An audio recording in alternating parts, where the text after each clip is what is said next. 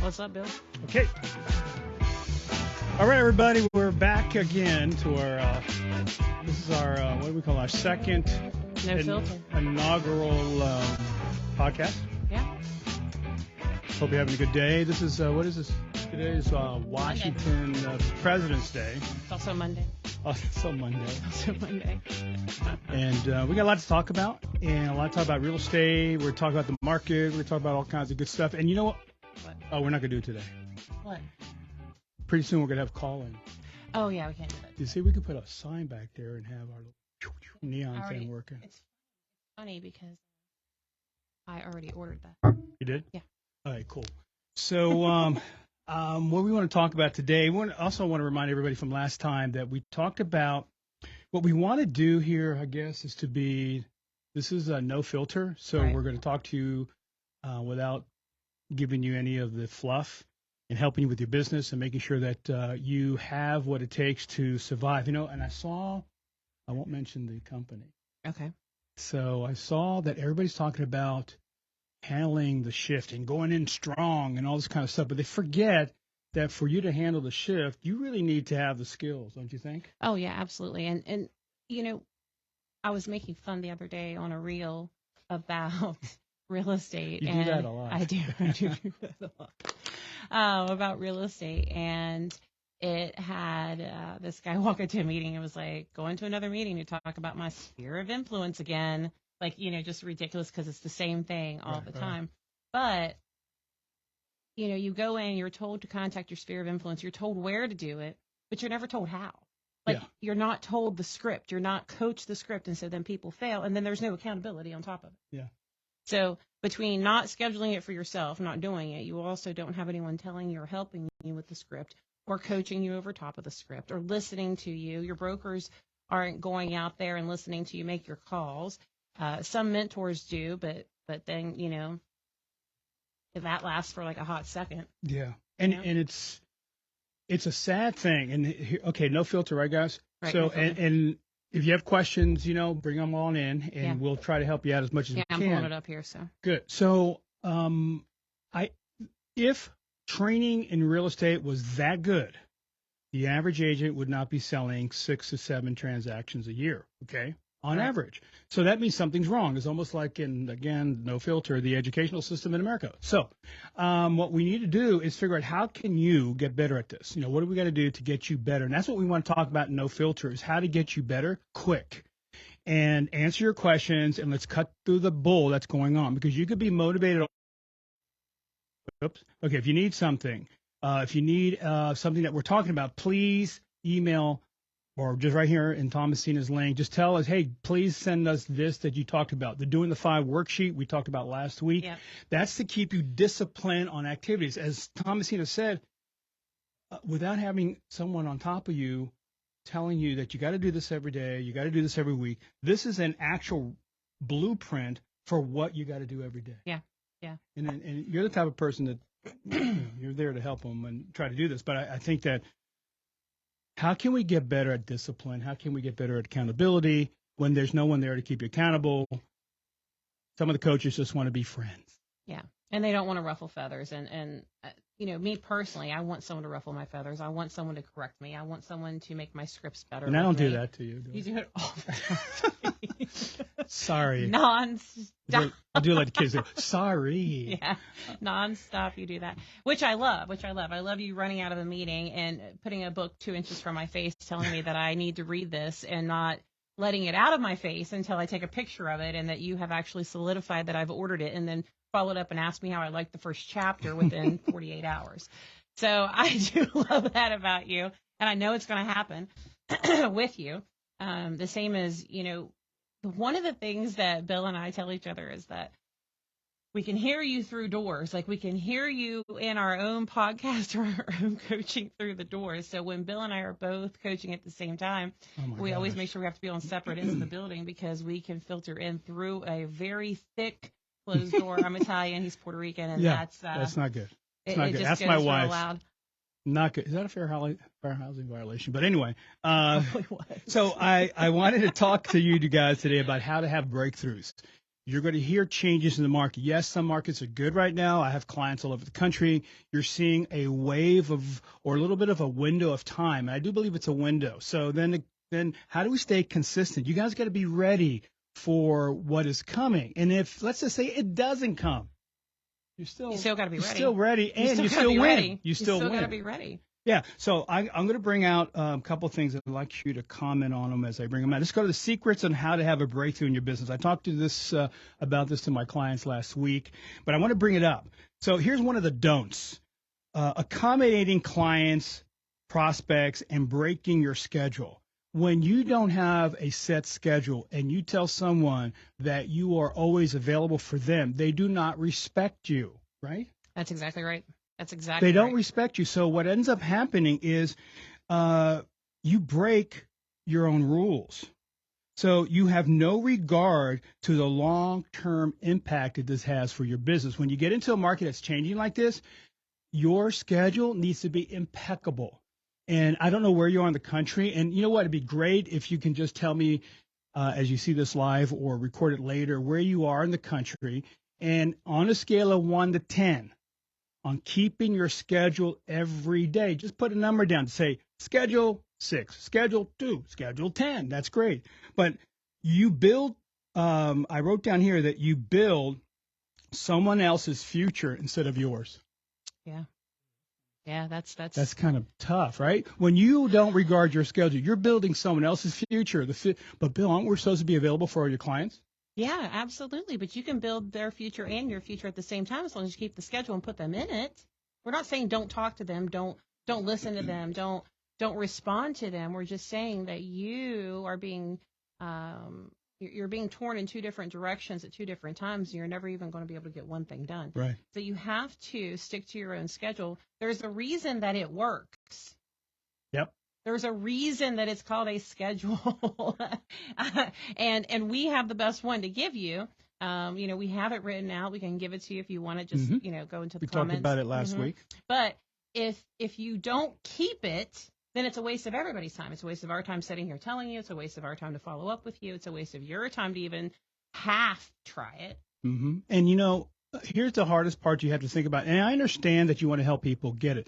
But if you value someone else's time above yours, you will not be able to handle any shift in the marketplace or grow to the highest level that you can in this business of real estate. Now, I've been in it for 37 years. I've done over 20,000 coaching sessions. Probably the number one issue is discipline and keeping to your schedule so that you can earn consistent income. So do not value someone else's time over yours. Okay, that's number one. Now, here are the do's I wrote down. Think of your time at least as important as a client, as I said. That's all.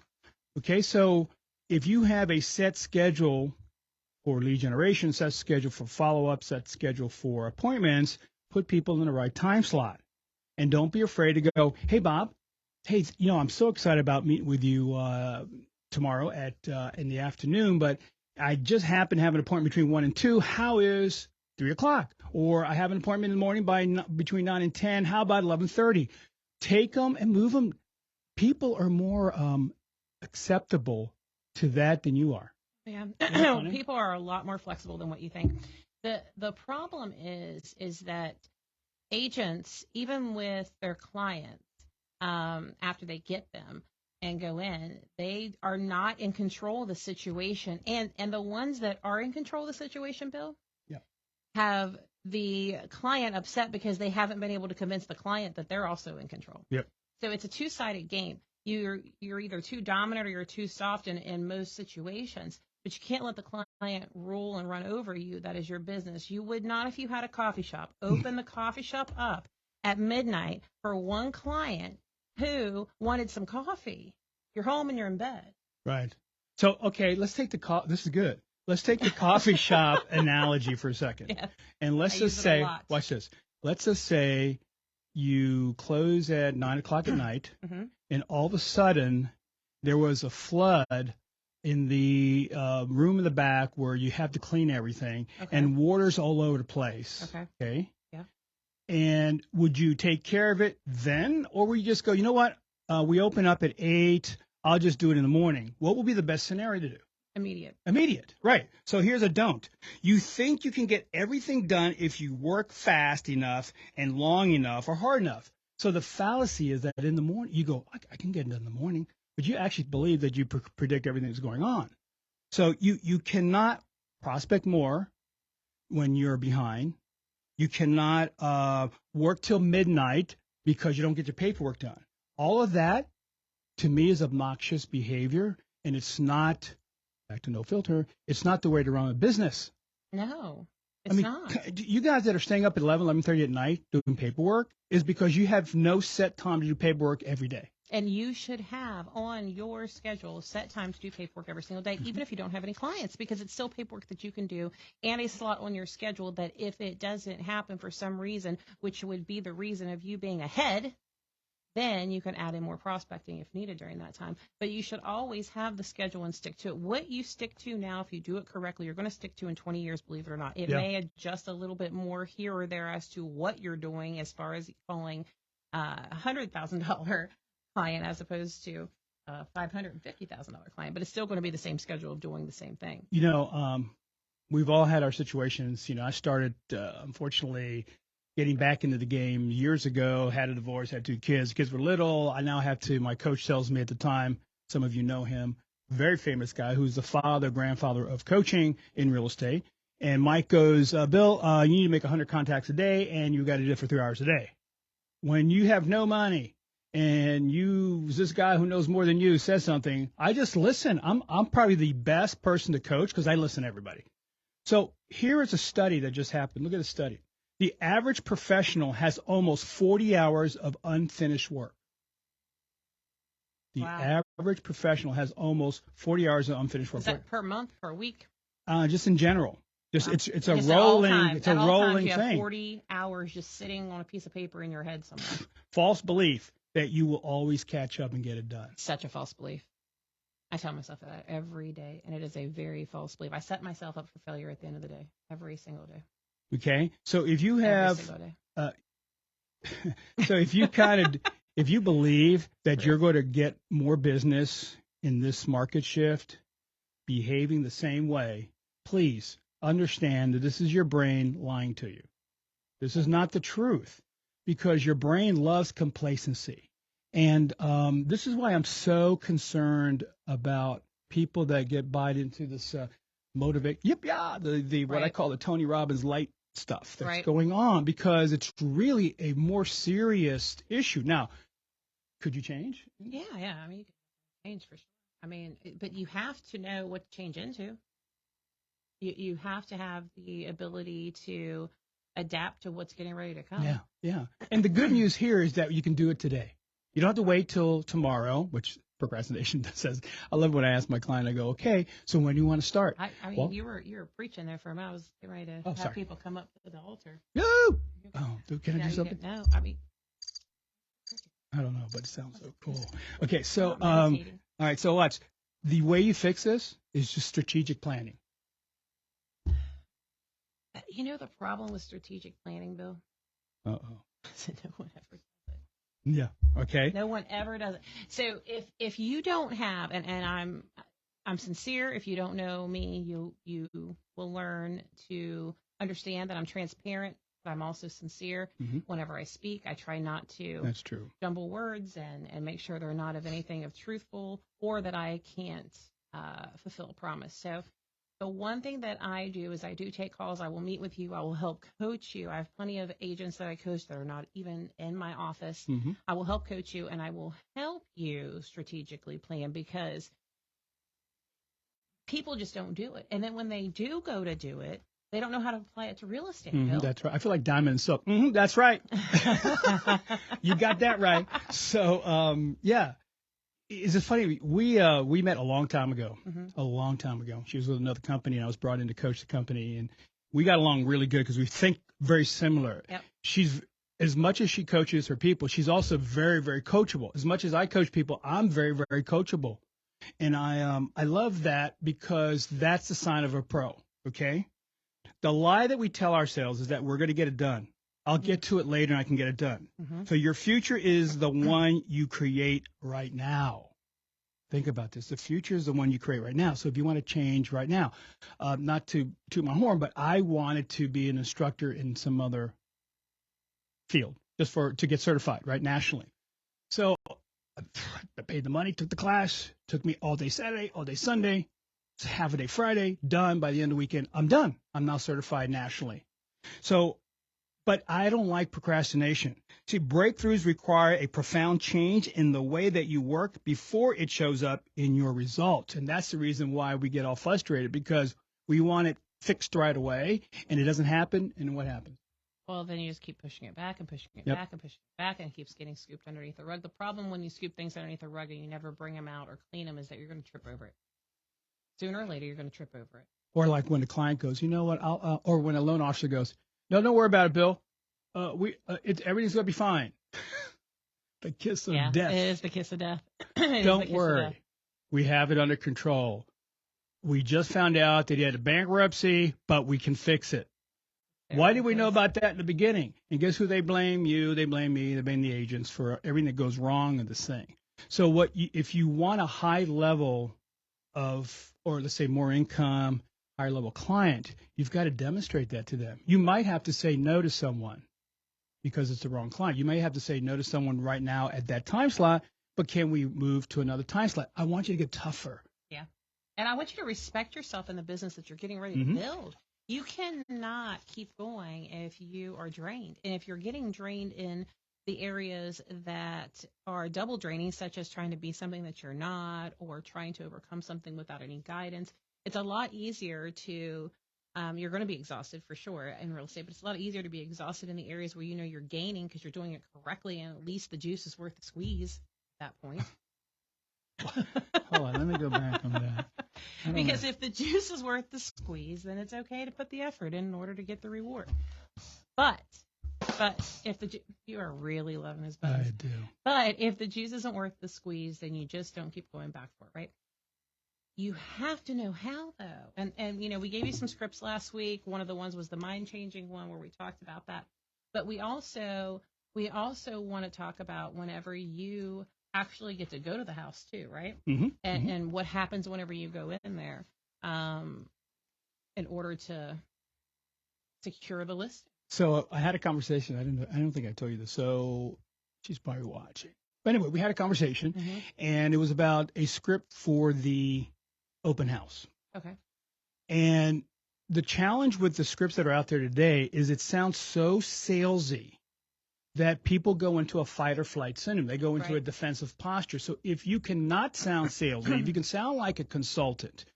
So here, the quick script was someone walks into the open house, and the first thing out of your mouth is, "Hi, how are you? Where do you live in the neighborhood?" See, that throws them off. They're not ready to get defensive, and they're going to tell you, "Oh, no, we live right down the street, 2 doors down." Now you know you got a tire kicker, possibly. Or they go, "Oh, we just flew in from out of town." They don't smell sale, but in a millisecond, you receive some information that's vital to understanding, do you have a lead? Your open houses are designed to get you one, at least, good, solid lead that's an A lead ready to do something 30 days or less. So in a market like this, there's so many things you've got to be doing so that if in second quarter this thing starts to go to hell in a handbasket, you have done so much prep work. You're ready. You're ready for the race. You're ready for the marathon. All right. So that's just a quickie at the open house. But if you ask them, well, do you have an agent? And you go right into sales mode because you see a little bit of blood. It's like vampire. You go right in there. They're going to lie to you. They're going to get defensive. They're going to put Donald Duck as an email, whatever they're going to do at the house when you register. Right. So they need to see you as a complete pro. Totally different than everybody else. What you're wearing, how you speak, the information you give. Yeah, absolutely. Don't you think? And then also, you know, you have to do the open house correctly and market it right as well, right? That also shows your professionalism. I tell my agents to not just do a regular open house and not to door knock without having an open house in hand to talk about. That way you're not just door knocking for the heck of door knocking, you know? So if you want one this weekend, when should you start getting ready? Week prior to actually having it. So you're late. Oh, man. You're late. But I will tell you this. So you have to send out your postcards. You have to door knock. Before Before Before so any you of got your. What if I don't have any listings? Doesn't matter. Everybody in your office has listings. Okay, just checking. Just checking. Everyone does. But I will tell you this. One of the best things that I tell my agents to do that actually is really good for the neighborhood is to have a soft neighbors only open house before the open house. Oh, that's cool. So it's 1 hour. It's just for the neighborhood. Like a You're going to sneak have preview. something completely different, a completely different drawing just for them to come over. They're going to be the elite. And why are we doing this? Because we want them to list with us as well. That's very cool. So an hour before you do that, and then you have your regular open house after that.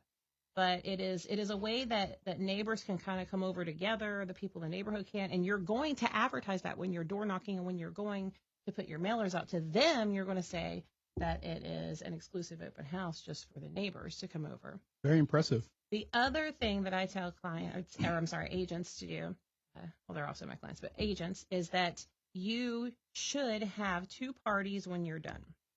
So a lot of people will do the fireside, right? New house party. But why are we not giving the people who are moving a going away party? Very good. So, don't forget about the other side of this. Offer a going away party, and then also offer a new home party for your buyers, but offer a going away party. It's an extra way. Again, like if you, in one listing, you should have 3 ways that you can touch every neighbor. But I'm very minimum. shy, and it's a lot of work. I want to do it. I know. And there's a lot of people that actually would take you as an employee, not an entrepreneur mindset. So we're talking about a breakthrough. That means you have to change today. If you're behind, let's start planning today. Let's get stuff together today. Do you know that if you change and you increase your business every year for 5 years, 2, 4, 6, 8, 10, you've grown 100% in 5 years. So you want instant results. It doesn't work. So you think it's not coming. Absolutely. So just 20% a year could be huge. Gosh, can you imagine? You sold, 12 deals in 5 years you go to 24. Or you done 36 in 5 years, you can go to 72. It just takes some time. It requires a change in how you allocate your time. That's the only way you could have a breakthrough. Breakthrough is all based on how you allocate your time. Yeah, absolutely. Absolutely. And here's the whole thing. You're going to want a breakthrough. Even if you are doing great this month, you're still going to want a breakthrough because you can't stay stagnant. Even great at the same rate is still stagnant. Just because you're making money doesn't mean that you can't make more money if you wanted to. If you want to continue to grow. I hear people going, when you see a large event, like right now, there's a couple conferences going over the country. And I remember when I coached for a big firm and nationally, anytime you talk about your health or physical fitness or earning money, that's when everybody goes to the bathroom because it's confronting. They go, okay, I'll be right back. After he finishes how to earn more money, I'll come right back. And so they go to the bathroom because it's confronting. Guys, this is no filter. Yeah. Okay, you could sit there and not pay your bills, not pay your debt, not pay your taxes for a long time. Believe me, we've all been there. And you're going to owe some money, and it's all going to catch up to you. In the meantime, in a market that's so volatile right now, you need to change. So here's something which I thought was really interesting. The people earning $1 million a year are not working 10 times harder than the people earning 100,000. Think about that. Okay? So how are they doing that? How are these people earning more money? They have the same time. So when I see, oh gosh, here we go. I don't know if I should do this. When I see people coming into the office having Tupperware parties and having stupid little kumbaya moments, that is not what professionals do when you have to make changes. You might have to say no to something. We talked about the times of meetings and all this kind of stuff. You may have to say, for those of you that are in different companies and you're out there right now, there are these not top producer, but you're on the committee that actually can make decisions with the owners of the company. Sometimes those meetings have to be later because we're taking the production away from you or the time to make money. So please, think about this. Not that we want to just give you a hard time. It's the fact that it is in any industry. She came from the insurance company business, a huge national firm, why she was successful inside of real estate. You had to do certain things to make money. Yeah. You have to. I mean, you just can't wing it, and you can't make the changes. It says here, you will not have a breakthrough if you are not willing to change how you currently allocate your time. Do things differently starting today. Yeah. So that means you may have to say no to certain things.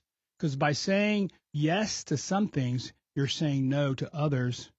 If you say no to others, you're avoiding saying yes to some things that are very important. This is about your family. This is about you. This is about your dreams and your goals. Please, your time is more important than your clients, but you do need to put your family first and your goals first in your schedule, and then go there. It doesn't mean that, well, you know what, I think I'll just go to the bar for happy hour. That's important, right, Bill?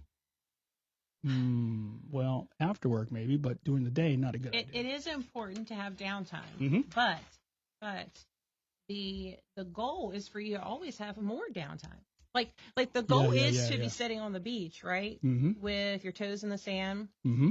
and your you and the button. With your toes in the sand and being able to do less time and being able to work on the business, not in the business. Yeah, wouldn't it be cool? You want to work on your business. You to don't work work less. You want to work less in your business and more on your business. And so now some of us people in place, right? Yep. You got to put people in place, but you got to get there to put the people in place. You got to get the financial portion of it. And so yes, happy hour is great. You do need to really need to go out with friends and things. Happy hour every day, probably not the best. Happy hour 3 times a week in the beginning, probably not the best.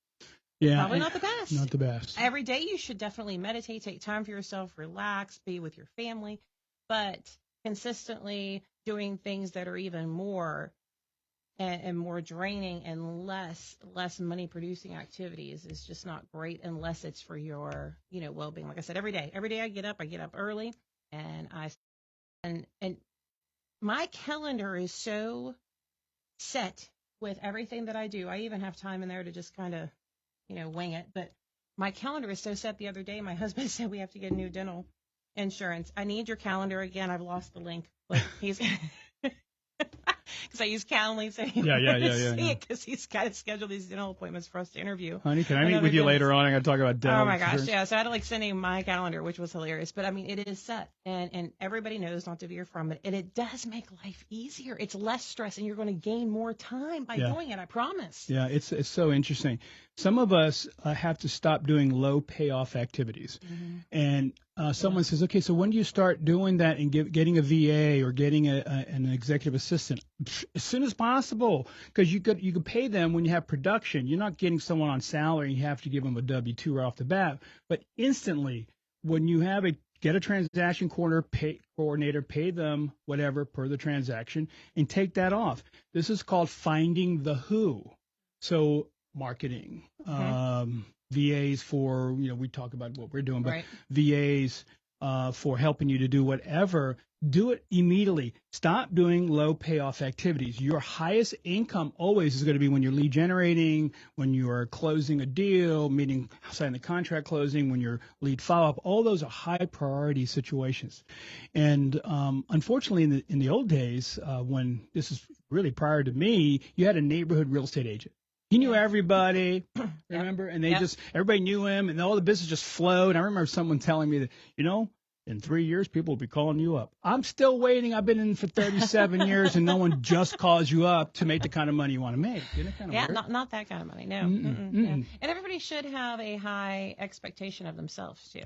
Like, don't second guess yourself. And if you do second guess yourself, push through it, because the more you do an activity, the better you're going to get at it, no matter what it is. Or you're going to figure out that you don't really like that activity and you shouldn't be doing it anyway. Yeah, I wrote down, what clients suck up your time and life? There's some people that just suck the energy out of you, man. You're going, oh, no, they're calling me up. And you look at your phone, you go, oh, and I see this all the time. I don't want to answer. That's so-and-so. But if you don't target exactly, who is your ideal client? Who would be the best client you could ever have? Let's say you had the best client. You just closed them. They have friends that are just like them. Go after those people immediately. Ask them, who do you know that I should know? Don't ask them, who do you know that should be my script I hate. Yeah. Buying or selling a house in the next 30, whatever that script is. Renting or buying or stealing or whatever. And next thing. I mean, come on. Let's widen it up, but let's widen the opportunity for them to think and go, who do you know that I should know? And then start that list going, because anything else sounds salesy. Mhm. And I want you to sound like a consultant, advisor, someone with high integrity, high influence, high authority, just like your doctors, your lawyers, and everybody else who gets paid a lot of money.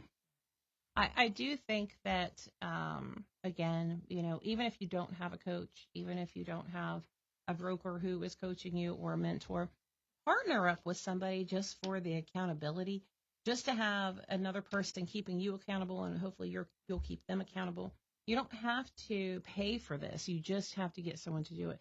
Somebody with an accountability partner is 70% more likely to actually hit the goal. 70% more. Yeah. Okay. So here are the rules on that one. You don't want to have a Yes. gripe session. Hi, Susan. How are you today? Gosh, you know what? I had to climb, and then 30 minutes gone. This is about maybe a 15-minute call. I remember years ago.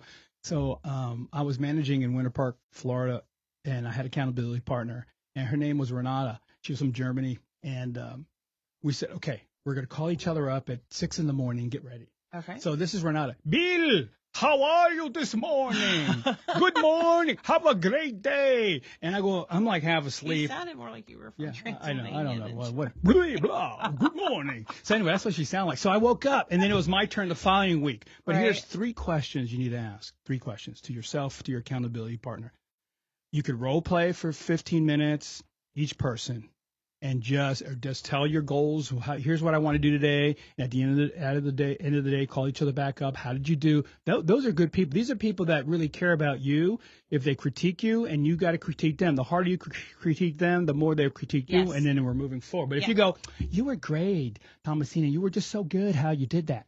And Listen, come on. I know old school is the Oreo or sandwich method, Mhm. good, bad, right?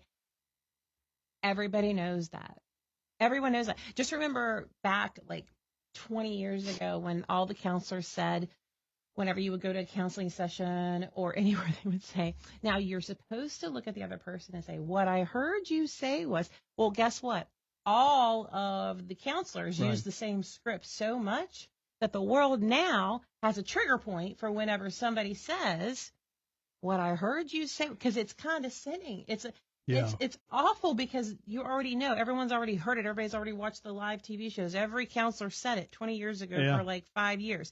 And so now people have a trigger point. If you say, hey, what I heard you say, oh, listen, you want to get an attitude with me? Yeah, You want to get an attitude yeah. with me? All right. Which is crazy. So careful just buying into everyone's script and doing the same thing every day. How about this one? I could appreciate that. Right. Like, be careful because you don't want to be in 10 or 15 years somebody's trigger. Yeah. Like, just, flip the script, change it up a bit, and give them something. If you would quit calling as if you're going to sell somebody and you're calling with contribution to their situation or case, Mhm. it's a different type of phone call. Yeah. And you got to change some of the words. I have a.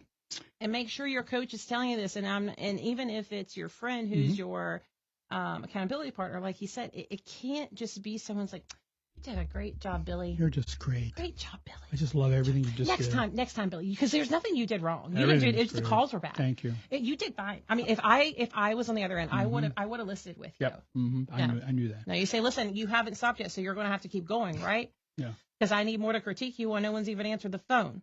Keep going. Yeah.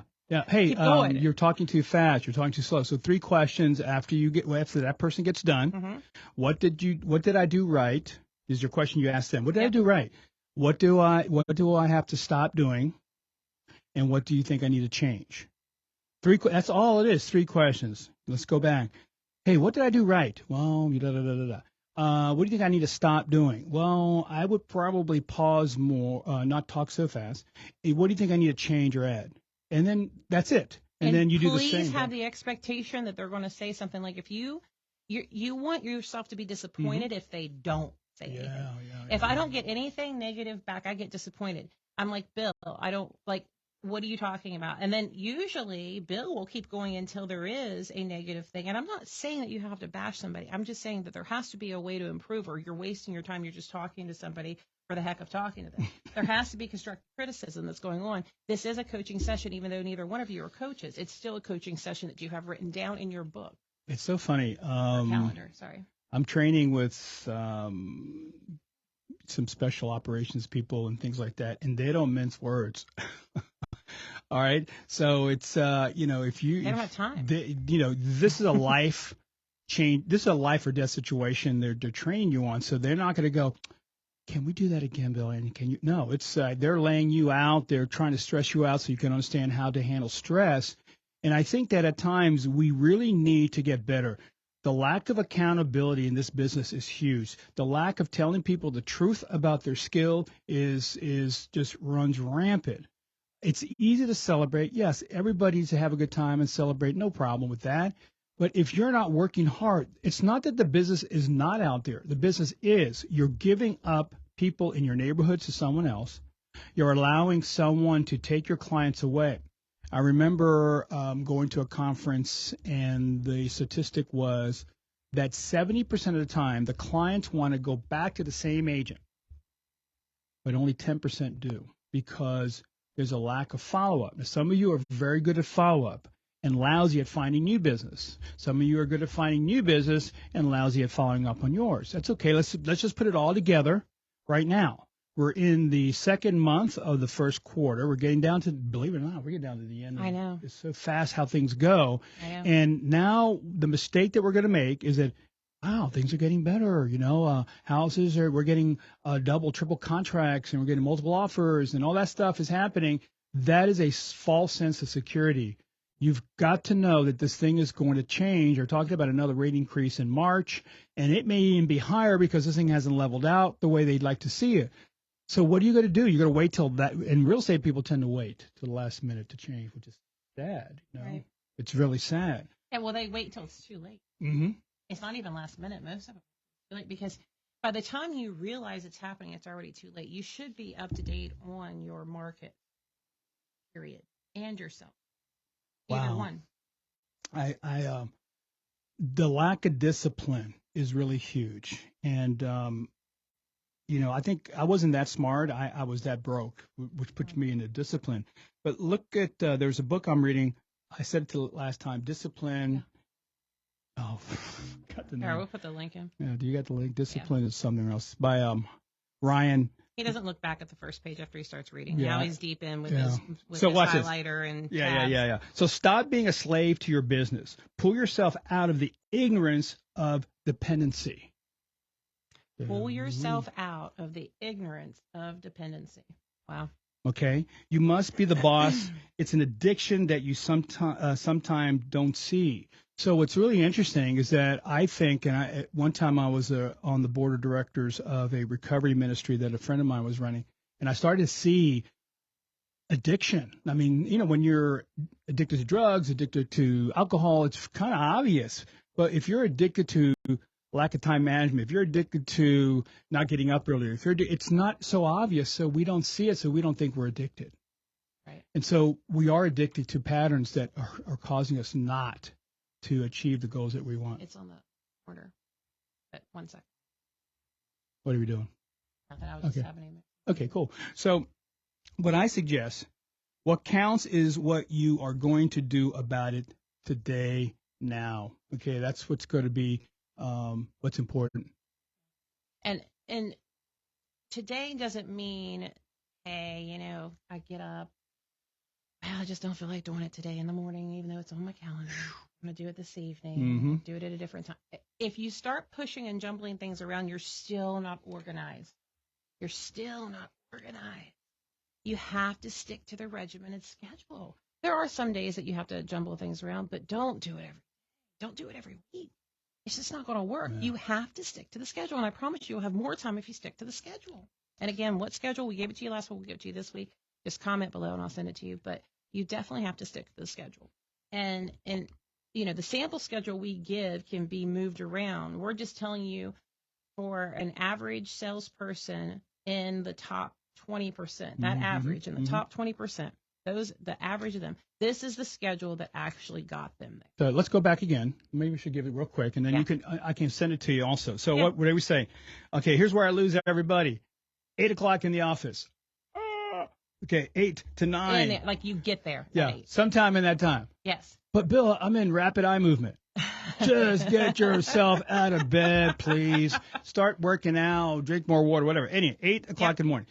And listen, you could actually do this 3 days in a row and almost triple your business if you wanted to, if you were consistent enough. But 8 to 9, you're getting ready to get in there. You get your mind together. I remember when I was starting, and I always say this in my workshop, is that I had this one lady that told me I was simply the best. Every morning at 8:30, simply the best. You know who that was? Tina Turner. I plugged Tina Turner in. Simply the Best is cranking. I'm like the only one in my office, and I'm going, Simply the Best, and I'm standing up, and I'm getting ready to get on that phone and make calls. Why? Because there's no one else going to tell me I'm Simply the Best at 8:30 in the morning. So now I'm getting pumped up. Why? That's an anchor.